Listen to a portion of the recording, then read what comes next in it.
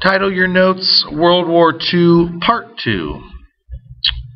And today we are going to get into Hitler.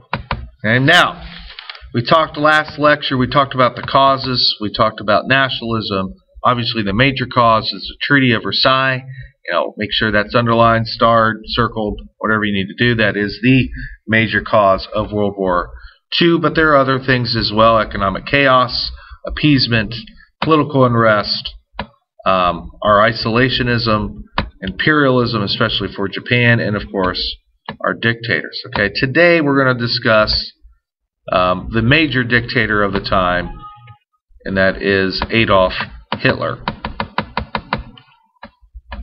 And we talked about his party. We'll get more into that in today. All right, there is little baby Hitler, born 1889 in actually Austria, Braunau, Austria. Okay, it's important to note that he was actually Austrian.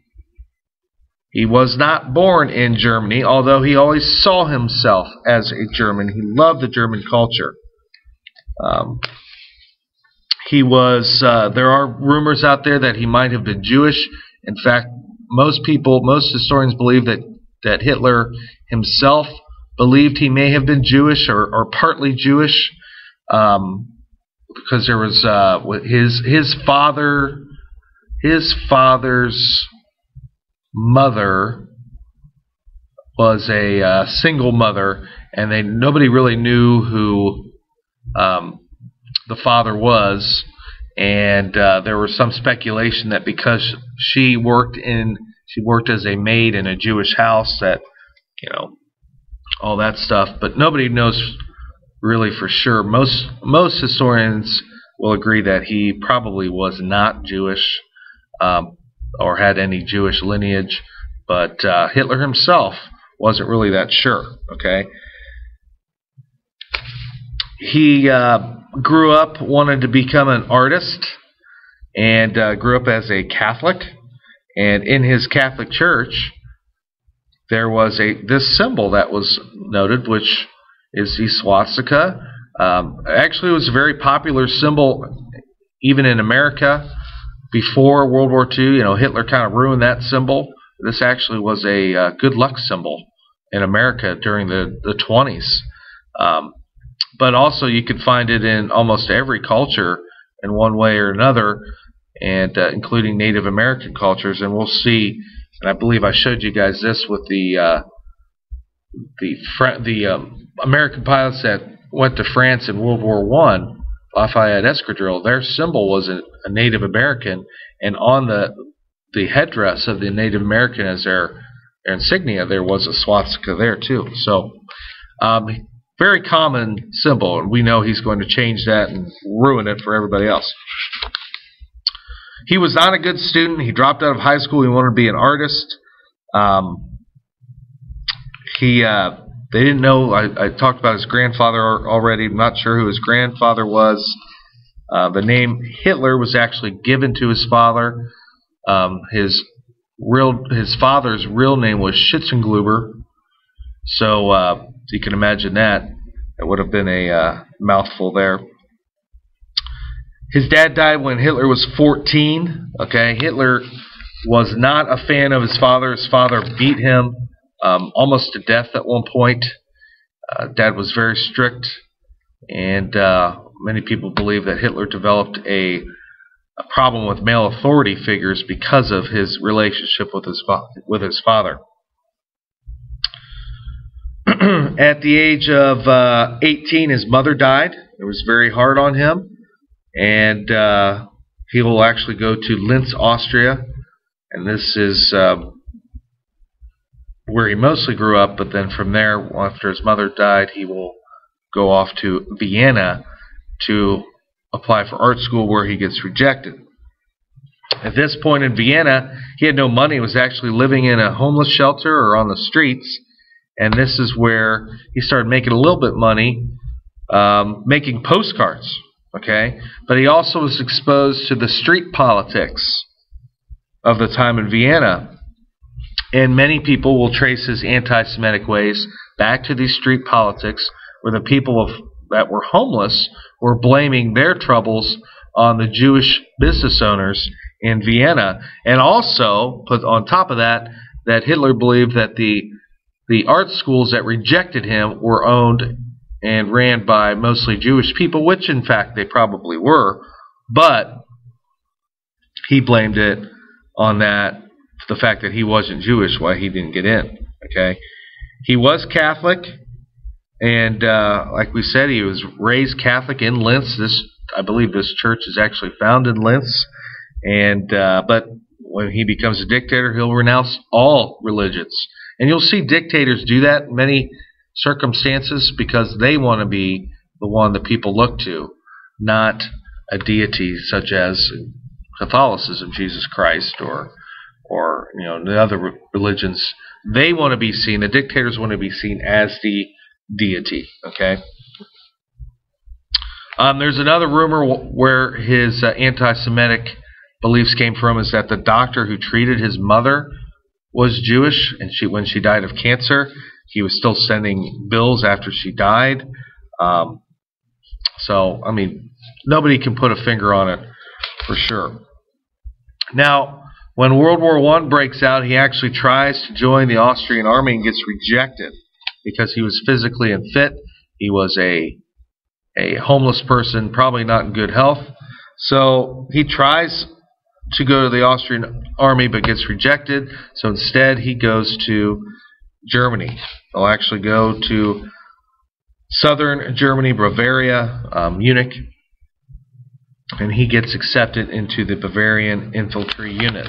Now, as a soldier during World War I, very brave soldier, he actually would volunteer for one of the most dangerous jobs, was a messenger.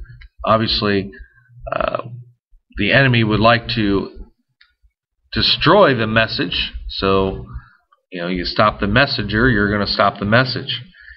He would actually be wounded twice during this time and would win the Iron Cross twice. And there's the Iron Cross, very, very high honor during this time, the highest award for valor. He'll rise up to the rank of corporal. He actually earns his second Iron Cross in a mustard gas attack, which temporarily blinds him. And he'll be in the hospital when the war ends, November 1918. And very upset with he didn't like how the war was run by the government at that time, and was very outspoken about that in some of his early speeches. So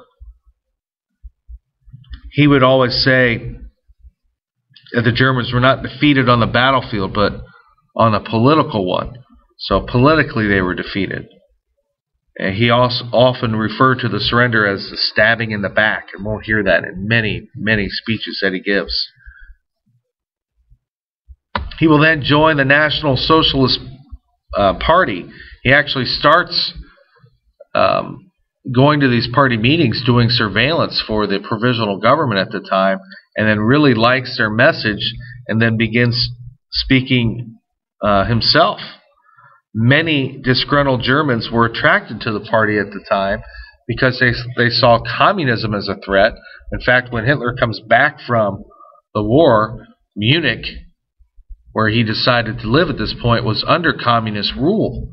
And he saw some former World War I soldiers destroy that communist rebellion in Munich. And so he kind of gets behind that movement in that aspect.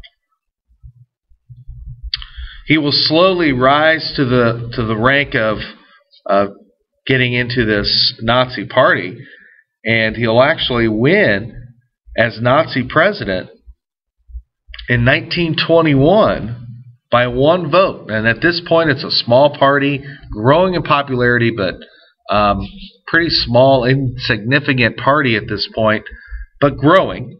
Okay, and he wins the presidency by one vote. So you guys know I love the what ifs. What if he didn't win that election? What if you might not have ever heard of him again? but he wins by 1 vote. As early as 1922, as they're growing and growing and growing, he actually tries to overthrow the German government. And it's called the Munich Putsch, or also more famously called the Beer Hall Putsch. And they'll try to overthrow the government. It fails. Okay, there's mistakes made by one of the generals. He actually lets some of the people that they kidnapped basically call home, and of course they called the military in to break it up. This is actually a picture of this. Supposedly Hitler was wounded during this time too, where the German soldiers will open fire on the crowd that's walking through the streets. Hitler gets sent to prison for this, for treason. He actually makes this whole speech, the whole trial becomes a political trial, and even though he pleads guilty, he's like, I am guilty. I don't like the way this government's run. It should be run like this. And the trial becomes this whole political rant by Hitler, and actually he gains more power from being arrested than he probably would have in most situations. And he acted for treason. I mean, most people are put to death for treason. He got 14 months in prison. And they put him up in this prison, and besides leaving the walls, he had free reign. He even had a secretary in there. And during this time, he writes his most famous book called Mein Kampf, which is also German for my struggle or my battle. Okay, it's a basic statement of the Nazis' belief, and it's very anti-Semitic. He spells out exactly what he wants to do there. Okay, now early on, Mein Kampf struggled. It didn't do very well, but as Hitler's popularity grew, sales started to explode in Germany especially. Okay. In 1930, there were now 6 million followers of Nazi members. Most Germans, however, you got to remember, were not Nazis. It's very important to note that. But there were 6 million Nazi party members, also called brown shirts, or they're stormtroopers. So they're going to be the ones. So it's brown shirts. We're going to be the ones to enforce Hitler's will, the thugs and the bullies. They'll break up any anti-Nazi rallies, break up the opposition, especially the Communist Party, which was the biggest threat to Germany at this point, besides the Nazis. 1931, the Great Depression hits Germany very hard, 10 times worse than it hit the U.S. Hitler will actually run for president in 1932 of Germany, and he loses. Okay? He loses to a man named Hindenburg, here he is, by 6 million votes. Okay, so he gets defeated very easily. So once again, it's important to note that it's not like everybody was a Nazi at this point. Okay, 1933.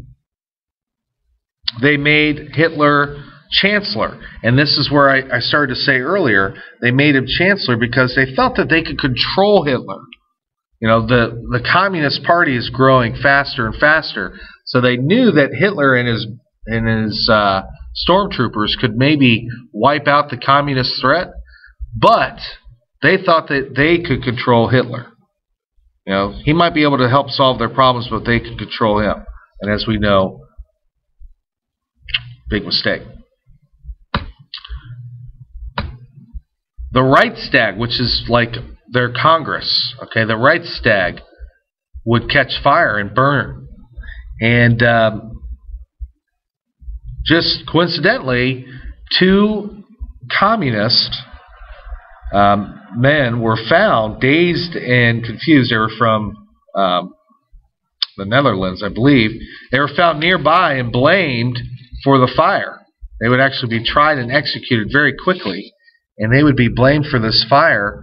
And Hitler will use this situation to gain more lawmaking power and grow his office even stronger in the wake of this catastrophe that we were attacked by the communists. And we know now, do you really think that those dazed and confused Dutchmen were the ones that set the fire? It was probably the Nazis that set the fire and used this situation to gain more and more power. In 1933, the first concentration camp would be opened. That would be in Dachau. And we'll talk more about that. I'll even show you my video, my home video of Dachau when I visited Munich not too long ago. Let's stop there, and we will continue the next lecture at this point with Hitler's rise to power. Stay classy, Vandalia.